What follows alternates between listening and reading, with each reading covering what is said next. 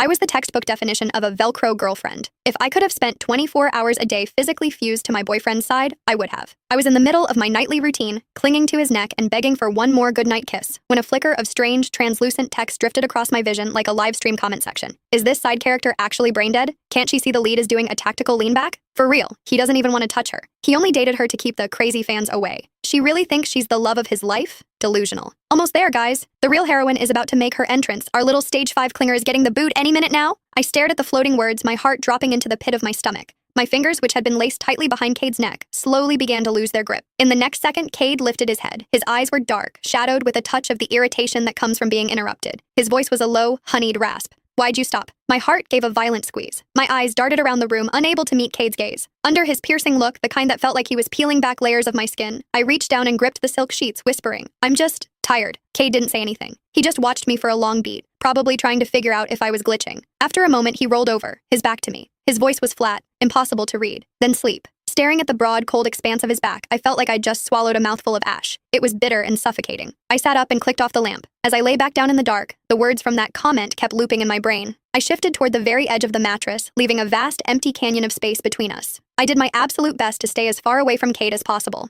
I didn't dare press against him like a heat-seeking missile the way I usually did. Maybe if I stopped being so much, I thought, he'll hate me a little less. In the silence, I heard his steady, rhythmic breathing, but my mind was miles away. To be honest, it wasn't like I hadn't noticed. I wasn't that blind. Cade had always been lukewarm. Whenever I tried to get close, I felt that split second of tension in his frame, a subtle rigidity. But I loved him so much it made me stupid. I wanted to be his shadow, his accessory, his constant. Cade never complained out loud. But looking back, those tiny furrows between his brows, the way his jaw tightened, they were all flashing red lights. He didn't want this. I'd just been playing dumb. I'd lied and told him I was scared to live alone just so I could move into his place. Then I'd pushed for more, invading his bedroom until I was a permanent fixture, wrapping my limbs around him every night like an octopus. He hadn't kicked me out, sure, but his first instinct was always to resist. I'd just been so desperate to be with him that I'd filtered out the truth. Now it seemed the comment was right. The air in the room felt heavy. I tossed and turned until the early hours of the morning, finally drifting into a fitful sleep. When I woke up, I realized I was curled into Cade's chest, my right arm locked firmly around his waist. His chest rose and fell in a slow, steady rhythm. After a few seconds of frozen realization,